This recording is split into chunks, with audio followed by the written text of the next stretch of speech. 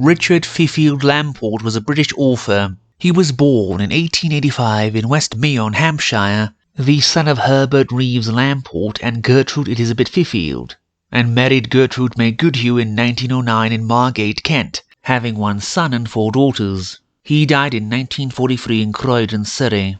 Today we will review his 1912 Veeni the Master, The Story of a Dream, a Romance, and his only book. The story begins with Adrian Osgard, on the last day before he is to be evicted, spending time reading his books, desperately searching for the truth as relates to God, the universe, and everything. Then a mysterious figure enters his room, introduces himself as Veeni the Master, and says that in 4 months all life on Earth will be annihilated by a passing comet. Adrian does not believe it, but then Veeni shows him a vision thereof, and offers him a chance to escape, if he was to give his soul into the dominion of Veeni the Master forever.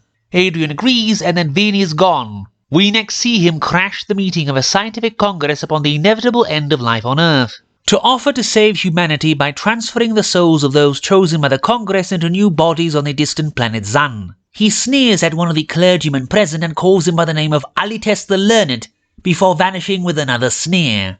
That man seems to know more about Veeni the Master than he would admit fully, and urges the council to reject his offer. But the president says it is their duty to ensure the continuation of the human race by any means necessary. Thus several thousand men are gathered in a clearing, where, besieged by the multitudes of men and women who had not been chosen, each of them is put into suspended animation, their souls sent off to a distant planet, and their bodies destroyed, the first of these being Adrian himself. Then, after the ceremony is complete, and Veeni himself vanishes, the comet passes the Earth and its poisonous fumes extinguish all life.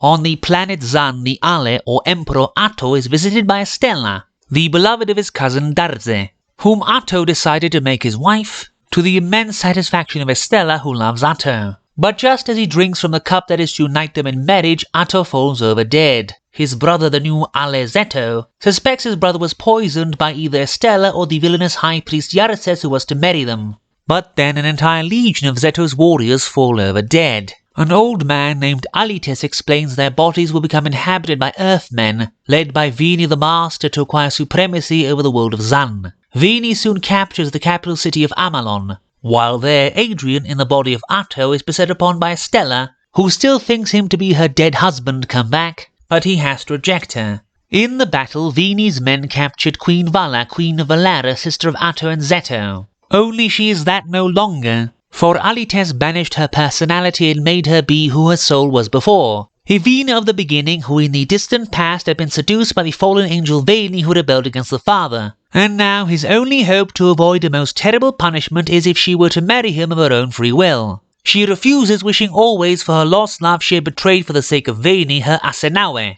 who is actually Adrian in the thrall of Veeni and placed in the body of a current body's brother Atto. Veeni had done this to thwart their love, but they find one another anyway and escape to the city of Ven, even as its inhabitants are slaughtered by Veeni's army of ape men from the forest of Elvar. Hidden away in a secret temple, Alites would switch the souls of Adrian and Darze, so Adrian could love Evina in Darze's body and Darze could love Estella in Atto's.